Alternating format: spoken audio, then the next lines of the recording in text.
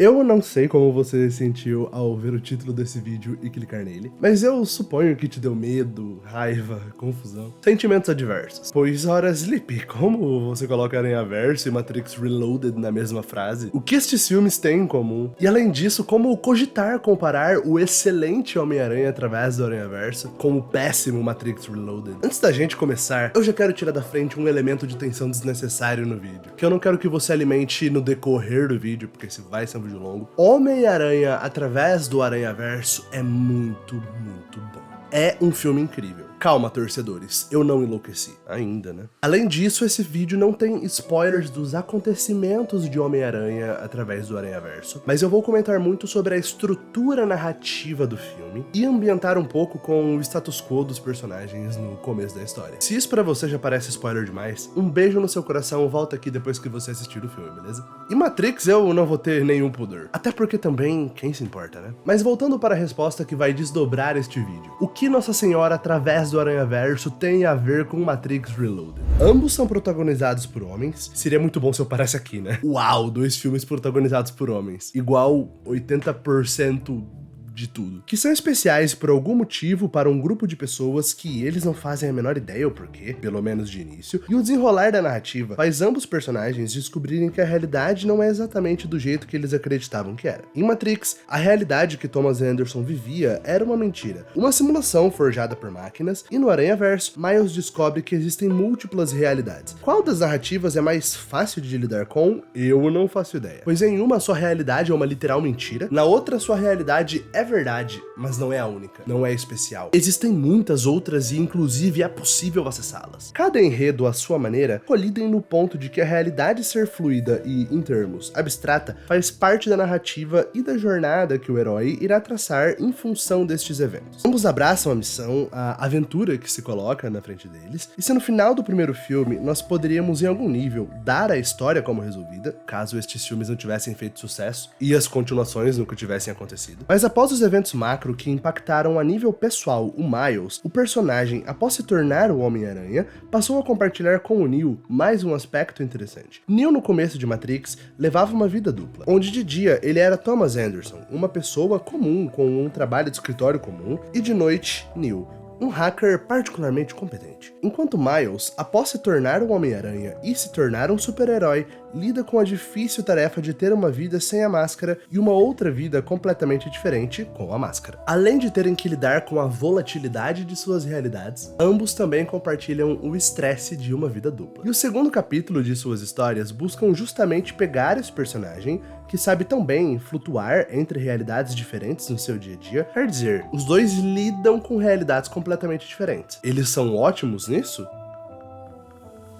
Mas o que começa como algo pessoal, algo que se desenrola por fatores externos, o chamado da aventura, mas que possui ali um movimento micro, um movimento interno no personagem. E a reação deste movimento interno causa um impacto macro, causa um impacto positivo para as outras pessoas ao redor do personagem. Agora, o desdobramento das suas ações leva o nosso herói a ser confrontado com uma evolução da importância que ele possui dentro da história, dentro do contexto social que o cerca. E é interessante quando a gente olha pro Neo, porque no primeiro filme ele é dito como o tal escolhido, quem colocaria fim à guerra da humanidade contra as máquinas, e tudo que a gente tem no primeiro capítulo de Matrix é o Neo acreditando que ele é o escolhido. E ao aceitar essa missão, ele destrava, ele desbloqueia poderes formidáveis. Mas quando a gente vai pro segundo filme de Matrix, Matrix Reloaded, e eu tô me sentindo um velho que possui filmes em DVD numa box pra mostrar, né?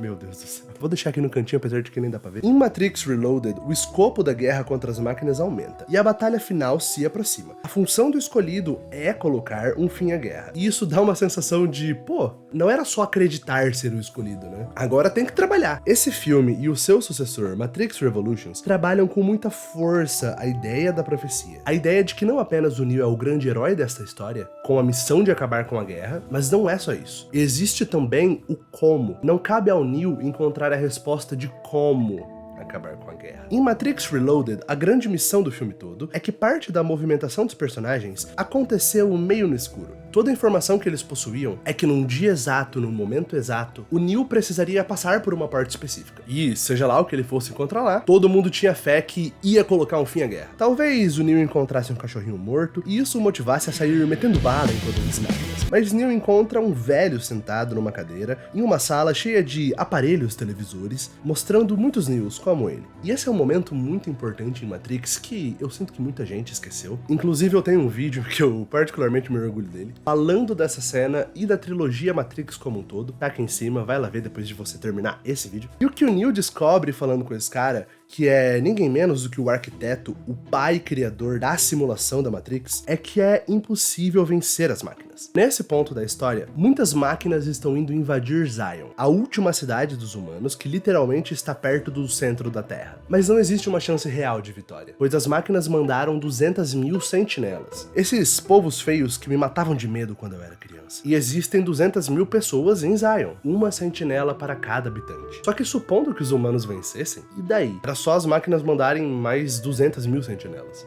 Não dá pra vencer. E nesse momento a gente tem um senhor balde de água fria por ter acreditado ser possível vencer a guerra dessa forma. E o que o Neo descobre é que a profecia do escolhido não é aberta à interpretação. O escolhido não possui autonomia de como resolver a situação. O escolhido precisa, na verdade, fazer uma coisa bem específica de um jeito pré-determinado. Só ele pode fazer, é verdade. No caso, a função do Neo é reiniciar a Matrix, o que geraria um novo ciclo da simulação, isto é, todo mundo que está em Zion morreria de fato, mas Neo escolheria uma pequena parcela de indivíduos que seriam desconectados da simulação e poderiam repovoar Zion. O próprio Neo iria entrar na simulação novamente, e após a humanidade se reestruturar em Zion, seria natural o processo de buscar pelo escolhido novamente, o que levaria ao novo ciclo e a uma nova mentira de profecia, de que o escolhido tem na mão o poder para vencer a guerra. Sendo que não, o escolhido é mais uma marionete de luxo. O grande ponto aqui é obrigar o personagem principal da história, que é um personagem que está numa posição de salvador, está em uma posição heróica, é obrigar este personagem a fazer uma coisa pré-determinada, sendo que ele acreditava ter autonomia, ter o poder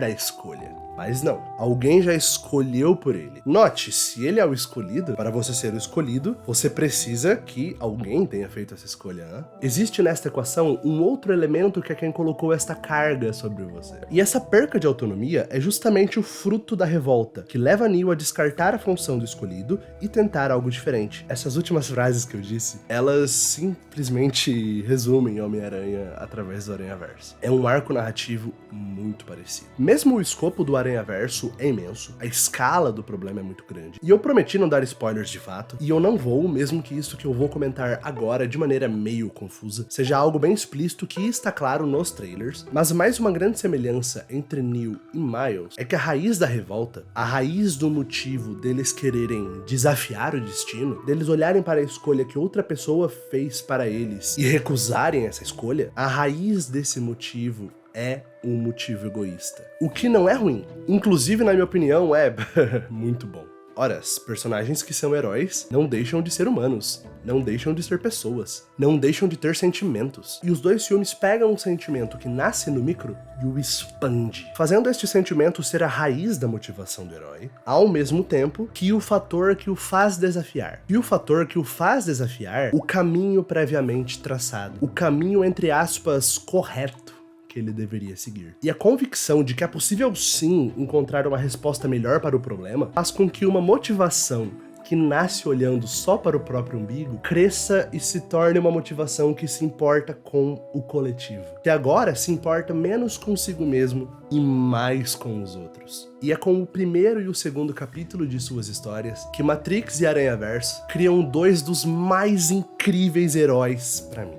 Pareceu que eu ia falar do cinema, da história, da cultura pop, alguma coisa grande assim, né? Mas eu não tô nem aí pra isso tudo. Horas, olha eu com um motivo micro, um motivo interno. Neo e Miles são os melhores heróis da história por qualquer métrica em algum lugar? Eu não sei. Mas aqui na minha casa eles são sim. E isso basta. Mas depois disso tudo, acredito estar claro que Aranhaverso e Matrix, pra mim, são franquias realmente incríveis. E eu digo pra mim porque muita gente odeia Matrix, com exceção do primeiro, e pra mim todas essas pessoas estão loucas, simplesmente alucinadas. Mas esse não é vídeo pra defender Matrix com unhas e dentes. O vídeo que eu faço isso eu já até recomendei. Mas estruturalmente, estas duas franquias foram montadas de forma muito parecida. Um primeiro filme que estabelece o mundo dessa história, possui um próprio fechamento em si mesma, e calha de ser fenomenal. Um segundo que expande a história, criando um problema muito mais complexo e ainda mais fora do controle do nosso personagem principal. Mas este segundo filme é uma parte 1 de uma história que só irá ver a sua conclusão no terceiro filme da franquia, que será essa parte 2. O ponto que a história deixa tanto Neo e Miles para o terceiro filme é perfeito. O personagem tá pronto pra quebrar o que ele quiser. Nossa, inclusive alerta de spoiler rapidinho. Pula pra essa parte do tempo que tá aparecendo aqui embaixo, beleza? Posso? Vamos lá. Inclusive, a forma prática que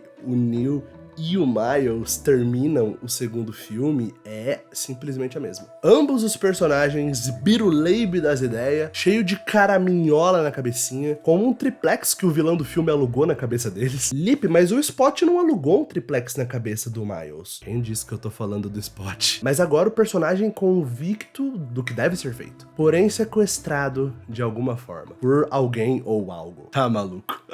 Fim da mini sessão de spoilers, time. Mas dando continuidade, o ponto de Através do Aranhaverso, que fez com que eu não gostasse tanto do filme como eu gostaria de ter gostado, foi justamente em relação à sua estrutura. E justamente por eu ter comentado tantas semelhanças com a franquia Matrix e diretamente com Matrix Reloaded, eu percebi que, caramba, se o Aranhaverso 2 tivesse feito isso, mais ou menos que nem Matrix Reloaded fez, eu não apenas teria gostado mais do filme, como um filme que já é muito, muito bom, seria ainda muito melhor. Eu sou o Luiz Felipe e esse é o Lip Sem Foco.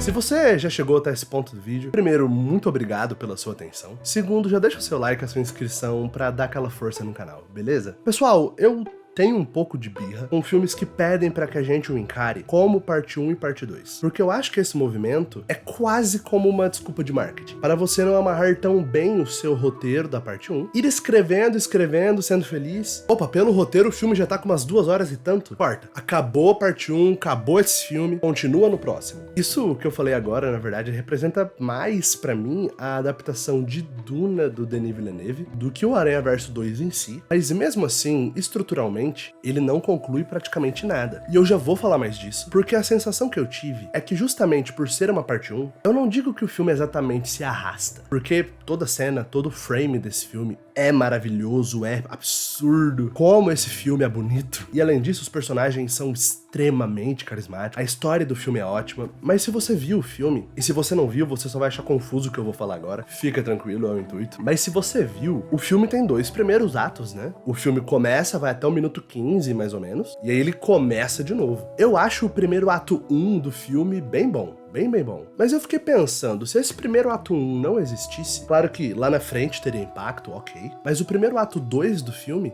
é um filme começando do zero. É muito engraçado, porque esse primeiro ato 1 não parece um prólogo do filme. Ele parece justamente um primeiro ato. E aí depois do primeiro ato tem um primeiro ato. E esse primeiro ato 2 é muito longo, caramba. Ele é bom, eu não disse que ele é ruim, mas a minutagem tá batendo 1 hora de filme e o ritmo, a atmosfera do filme é de primeiro ato ainda. E aí foi uma sensação que começou a me deixar angustiado, porque eu já estava vendo o filme há quase 1 hora e o filme ainda não tinha começado de verdade. Aí acontecem coisas, graças a Deus, de narrativa se desenrolando, e quando chega neste ponto da história, realmente o escopo expande bastante, tanto em situação, quanto em personagens, quanto em conceitos deste universo. É maravilhoso, é tudo de bom. E aí acontecem coisas, ainda bem, e o filme volta para um ritmo mais lento de novo. E não chega a ser um primeiro ato 3, por mais que eu fique morrendo de vontade de dizer que é, mas não é, então paz. Só que chama a atenção, porque o filme desacelera num ponto que você, prestando um pouco de atenção, você percebe que esse é um filme que tá perto do fim, só que ele desacelerou. E explicando uma coisa também, não é igual o primeiro Aranhaverso, que um novo personagem era apresentado e aí tinha a ceninha dele, contando a própria história. Isso sempre era dinâmico e muito maravilhosamente bem amarrado na narrativa, de um jeito que a peteca nunca cai. Não é esse formato que eu tô chamando de primeiro ato 1 e primeiro ato 2, tá? Mas esse ritmo estranho me chamou a atenção. E é claro que num certo ponto do filme acontece um set piece, acontece o grande momento do filme, e depois disso, claro, o filme acaba, mas me incomodou o fato de que esse filme não tem um terceiro ato. Se a gente for sentar e analisar de uma maneira mais objetiva, ele claro que tem um terceiro ato, mas aqui não existe clima de terceiro ato. O ritmo, a energia, a atmosfera do que tá acontecendo em tela é de um filme que tá no meio. Mas Sleepy, a história tá no meio mesmo, e você tá simplesmente certo. A história tá no meio, só que este é um filme que está no final. E eu não consigo não torcer o nariz para um filme que não resolve nada dentro da sua própria história. Só faz o movimento de abrir e te garante que no próximo capítulo ele vai fechar. E eu acredito plenamente nessa franquia. Eu tenho certeza que o último capítulo vai ser sensacional, mas eu realmente senti falta de que mais fechamentos acontecessem neste filme agora, até para ele ter uma história própria. Ele ainda depende do próximo filme, é claro, mas aí ele teria um conflito que foi resolvido dentro da própria narrativa, e a solução desse conflito, ao mesmo tempo que fecha a história desse filme, expande a história e deixa o caminho pavimentado pro próximo. E eu acho isso importante, porque se a gente estivesse vendo uma série, não teria problema, é uma série, são vários episódios, mas num filme dá pra você ter uma história que precisa desesperadamente de uma continuação, precisa desesperadamente de uma parte 2, mas que possui um fechamento dentro do filme de 2h30 que a gente acabou de ver. E é por conta disso tudo que eu trouxe Matrix Reloaded. Foi tudo pra esse momento. Pera. Vamos deixar esse momento dramático? Foi tudo pra esse momento. Matrix Reloaded, assim como o primeiro Matrix, possui um conflito principal que é resolvido dentro do seu próprio filme. História com começo, meio e fim. Mas todo mundo considera o primeiro Matrix uma história muito mais fechada. E isso é natural, porque no ponto que o primeiro Matrix acaba, por mais que tenha muita coisa ainda pra acontecer, tudo que nós temos é um universo, um cenário cheio de possibilidades, mas com nada em movimento. Tudo que é apresentado em Matrix é resolvido em Matrix, mas o Matrix Reloaded é diferente. O conflito pontual desse filme é resolvido de fato dentro dele. É um conflito apresentado em Reloaded e resolvido em Reloaded, mas o conflito macro deste filme ainda está em aberto, e é por isso que Matrix Revolutions é tão necessário existir para concluir a história. Reloaded, você goste ou não, é um filme que tem ao mesmo tempo uma história que começa nele e que acaba em Matrix Revolutions, e uma história que começa nele e acaba em si mesmo. Era isso o que Aranhaverso 2 tinha que ter aprendido com Matrix Reloaded. E eu digo tinha que ter aprendido porque, bom, o filme já saiu e agora não tem mais jeito, né? Mas novamente, pessoal, Aranhaverso 2 é muito bom. E por mais que eu sinta falta de resolução de conflito neste filme, para que o próprio filme se tornasse mais lembrável, né? Eu gosto demais da evolução dos personagens deste filme. Eu gosto demais da evolução dos personagens ao longo da história. Os personagens no final do filme definitivamente não são os mesmos personagens do começo. Eles cresceram, eles evoluíram, eles amadureceram. E isso pra mim vale ouro. Se você acompanha o canal, já viu outros vídeos meus, eu sou muito obcecado por desenvolvimento de personagem. De fato, não tem nada mais importante pra mim numa história do que desenvolver bem os seus personagens. E eu digo isso mais ou menos pisando em ovos, porque eu realmente acho importante deixar claro que eu gostei muito de Aranhaverso 2. Mas que hoje eu veja problemas do filme que o impedem de ser tão bom quanto o seu antecessor. Mas eu tenho certeza que Beyond the Spider-Verse, além do Aranhaverso, irá retroativamente tornar, através do Aranhaverso, um filme melhor. Justamente porque com o encerramento dessa história, nós poderemos revisitar o Aranhaverso 2, tendo já o conhecimento de tudo que ainda vai acontecer, perceber detalhes que estavam ali o tempo todo. Certamente, particularidades do Aranhaverso 2 vão ganhar muito mais força após o Além do Aranhaverso. Isso não significa que o filme que nós temos hoje é ruim, mas que no futuro, esse filme será um filme melhor. Mas... se ele tivesse prestado mais atenção em Matrix Reloaded, ele seria um filme muito melhor desde já. Desde agora. Pessoal, muito obrigado por ter assistido esse vídeo até aqui. Eu pensei muito como trazer esse texto, como tecer essa minha crítica através do Aranhaverso, porque foi muito difícil pra mim pensar em como falar tudo isso que eu falei de forma construtiva, e quando eu percebi que eu conseguia entrelaçar essa ideia com Matrix é aquilo. Se eu consigo colocar Matrix no meio, eu fico doido, né?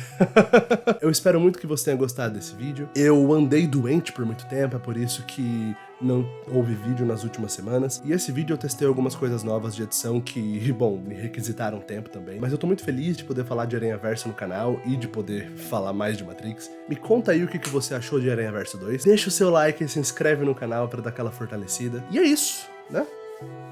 Deu? Deu por hoje? Um beijo no seu coração e até a próxima. Eu sou o Luiz Felipe e esse é o Lip Sem Foco. Valeu.